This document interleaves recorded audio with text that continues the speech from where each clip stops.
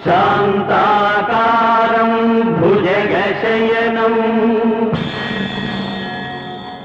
పద్మనాభం సురేశం విశ్వాకారం గగన సదృశం మేఘవర్ణం శుభాంగం లక్ష్మీకాంతం కమలనయనం యోగి హృద్యానగమ్యం వందే విష్ణు భవభయహరం సర్వలోకైకనాథం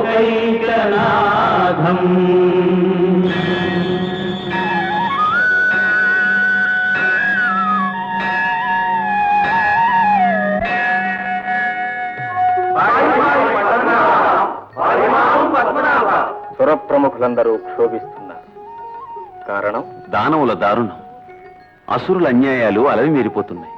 భూలోకంలో ఆర్షధర్మానికి ఆపద వాటిల్లింది. యజ్ఞయాగాదులకు విఘ్నం కలిగిస్తున్నాడు. పరమేశ్వర కటాక్షలబ్ధమైన ప్రచండ వరాల వల్ల రావణుడు లోకభీకరుడైనాడు. మానవులను బాధిస్తున్నాడు. మానవతులను బలాత్కరిస్తున్నాడు. ఆ రాక్షసుడు సాక్షాత్తు ఆదిలక్ష్మి అంశ అయిన వేదవతిని అవమానిస్తున్నాడు. గోరీ దురాత్మ, అన్యకాంతలపై హస్తం మోపితే నీ దశమస్తకాలు సహస్రఖండాలుగాక. నీ స్పర్శ వల్ల ఈ జన్మ కళంకితమైంది.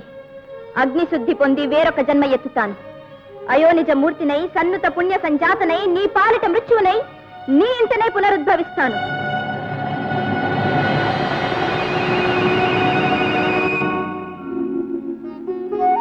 అసమాన తపోధనుడు, అఖిల శాస్త్ర పారంగతుడు, నిఖిల భువన శత్రుంజయుడు అయిన అవివేకం, అహంకారం అతని పాలిట నిజమైన శత్రువులై పతనానికి దారితీస్తున్నాయి.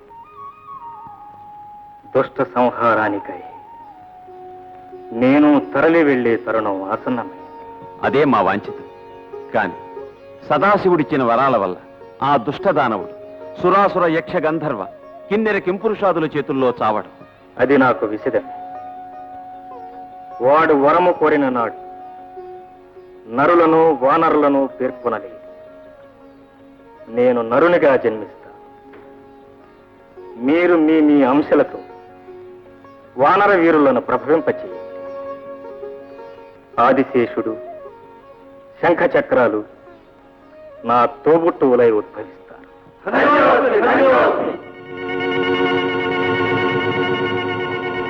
పాండు ఘన తేజ మహిమ రూపొంది సుగ్రీవు రూపాన కోణిలో వెలసే ప్రళయ కాలోగ్ర ప్రభంజనాంశమున హనుమంతుడి ఇలా అవతారమెత్తే గంభీర వారాసి కథి దేవుడైన వరుణాంశ నీలుండు ధరలో జనించే దేవేంద్రసుతుడైన ధీశాలి వాలితనయుడై అంగదుడు ఘనుడు జన్మించే రావణ వధాత్మై దేవతాగణము తరలని భూమికి వానర సమూహముగా అలశంఖ చక్ర శేషాది సహితముగా విష్ణు గణచేజంబు పాయసం వయ్యే ఆది నారాయణుండవనిలో వెలసే ఆతయన హృదయాల అమృతము గురిసే. ఓం నిహోదాహో దృఢదనే విధాన వేగోదే దివాన్ సుదక్షాః అదర్ధవ్రత ప్రమగర్వసిష్ఠ సహస్రం భరశుచే జిహ్వో అగ్నిః.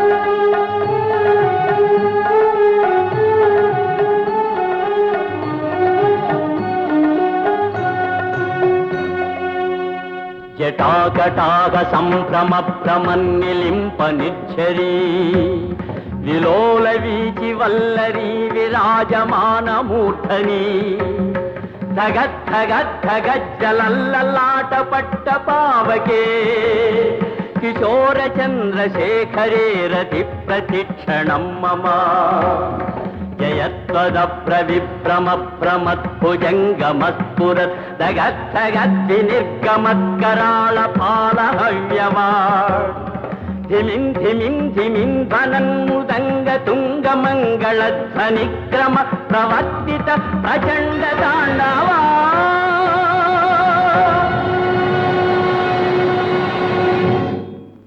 శివా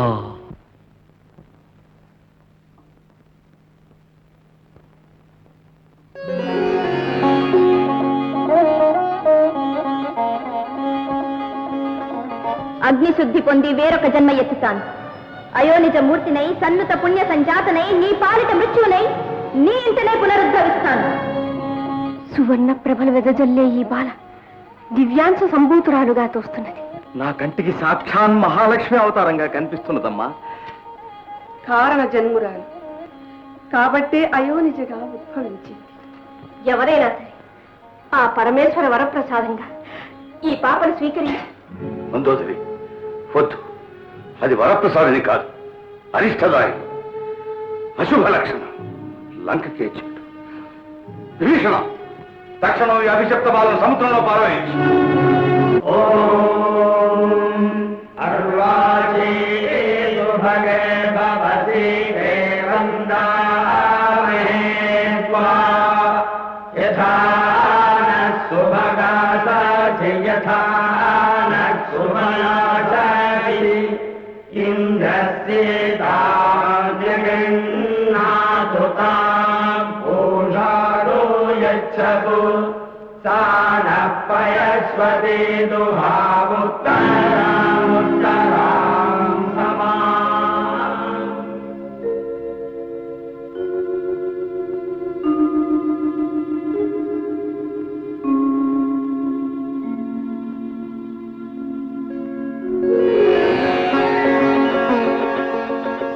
ఆహా, ఏమీ అద్భుతం!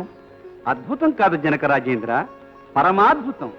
ఆ పరమాత్ముని లీల మహాప్రసాదంగా స్వీకరించు.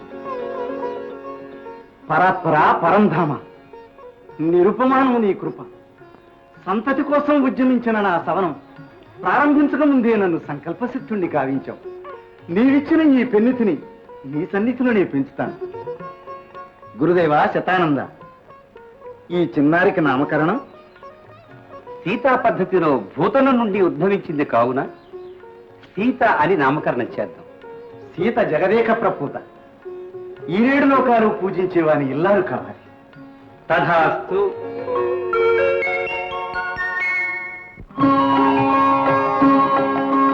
రామాలాలి మేఘ శ్యామాలాలి తామారాత నయనాద సరస తనయా లాలి రామాలాలి మేఘ శ్యామాలాలి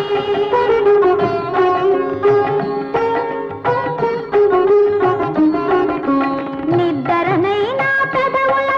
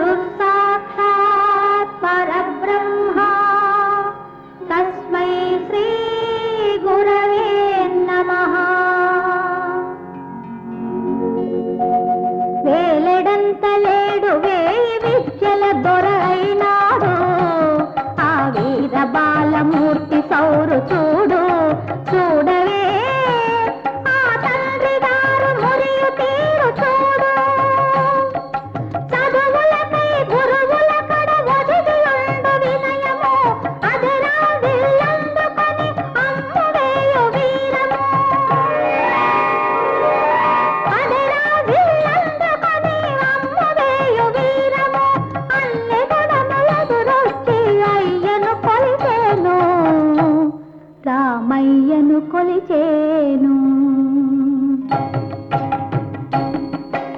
పైన కాసే వెన్నెలోను పందిరేసే మల్లెలోను పడతి జానకి పెదవి పూసే పారిజాతాలు కన్నె జానకి మదిని దాసే కన్న కన్నని వలపులు లేత మామిడి పూత కోరు తీగ పందిరి ఊత కోరు సీతగా శ్రీరామచంద్రుల చెలిమియే వైకుంఠము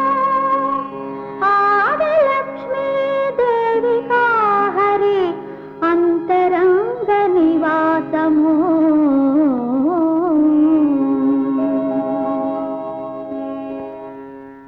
ఆశ్చర్యం, పరమాశ్చర్యం. సహస్రాధిక వీరభటులు కూడా కదల్చలేని ఈ పీఠికను ఈ బాల అవలీలుగా కదిల్చింది. మన కర్తవ్యాన్ని మనకు తెలియపరిచింది. ఈ శివధనస్సును మోపెట్టగలవాడే ఈ పట్టిని చేపట్టగలడు. మహారాజా, చిరంజీవులు సకల విద్యలు అభ్యసించారు. నలుగురు 4 వేదాల వలె ప్రకాశిస్తున్నారు. యుక్త వయస్కులు అయినారు. ఇక వివాహం జరిపే ఆలోచనలు ఆరంభించాలని నా అభిమతం. మా కులపతులు గురుదేవులు తమ అభిమతం నాకు ఆశీర్వాదం. జయము జయము మహారాజా, విశ్వామిత్ర మహర్షులు విచ్చేస్తున్నారు.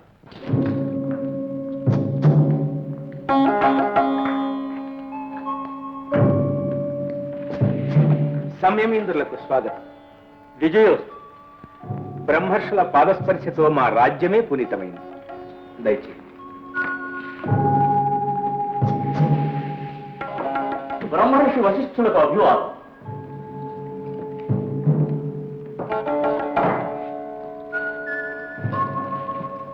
తమరు సంకల్పించిన యాగం నిర్విఘ్నముగా సమాప్తమైనదా? లేదు, ఆ పని మీదనే వచ్చా. నీ సహాయం అర్థిస్తున్నా. తమరు నన్ను అర్థించడమా? ఆజ్ఞాపించండి మునీంద్ర. ఈ రాజ్యము నా సర్వస్వమూతం అధీనం చేస్తా. సంతోషం. మా యాగానికి మారీచ సుబాహులను రాక్షసులిద్దరు సతతం విఘ్నాలు కలిగిస్తున్నారు. ఆ రక్కసులను సంహరించడానికి రామచంద్రుడు రావాలి. రాముడా, నా రాముడా. స్వామి, బాలుడే, పసిబాలుడే, ఈ ఎండ కన్నురగని సుకుమారుడే, అల్లారు ముద్దుగా పెరిగిన నా చిట్టి తండ్రిని అసుర భీకరారణ్యాలకు పంపమనడం భావ్యమా? నిన్నగాక మొన్న విల్లు పట్టిన రాముడెక్కడా? మహిత మాయోపాయమతులైన మారీచ సుబాహులెక్కడా? దశరథ, ఆడి తప్పుతున్నావా? లేదు, నేను స్వయంగా వస్తాను. నా చిత్రంగ బలాలతో వచ్చి నీతో నీ చతురంగ బలాలతో నాకు నిమిత్తం లేదు. నేను అడిగింది రాముణ్ణి, నీవు పంపవలసింది రాముణ్ణి. తమరు సర్వజ్ఞుడు, దయాసముద్రుడు. మునీంద్ర, నన్ను మన్నించండి మునీంద్ర. రాముడు నాకు లేక లేక కలిగిన సంతానం. ఈ వృద్ధాప్యంలో రాముణ్ణి విడిచి క్షణమైనా బ్రతుకలేను. దశరథ, సత్యవాక్ పరిపాలనకై ఆలుబిడ్డలనే ధారవోసిన హరిశ్చంద్రుడి వంశానికే కళంకం తెస్తున్న పాపి నీ ముఖం చూడరాదు. మునీంద్ర, శాంతించు. మహారాజా, విశ్వామిత్రుడు త్రికాలవేది, అఖిల శస్త్రాస్త్ర కోవిదుడు, అతిలోక శక్తి సంపన్నుడు. ఆయనే సంకల్పిస్తే ఆ రాక్షసుల్ని హోమంలో సమిధుల వలె దహించి వేయగలడు. అంతటి వాని వెంట రాముని పంపడానికి భయం ఎందుకు? నిజమే, కానీ సందేహించుకు మహారాజా. దీనివల్ల రామునికి శుభము, జయము, చిరకీర్తి లభించగలవు. పెళ్లికి పంపినట్టు వారి వెంట బిడ్డను సాగనం. గురుదేవుల ఆజ్ఞ. నాయనా రామ, నాయనా శ్రీరామ, విశ్వామిత్ర మునీంద్రులకు వందనం చేయి. నమో నమో. వీరి యాగం నిర్విఘ్నంగా సాగడానికై నీ సహాయం అపేక్షించారు. తండ్రి గారు కూడా సమ్మతించారు. తండ్రి గారి ఆనత శిరసావహిస్తాను. నాయనా,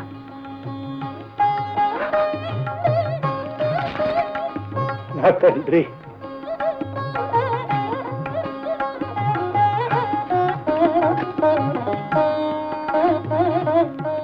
నాయనా లక్ష్మణ, అన్నకు తోడుగా వెళ్ళు.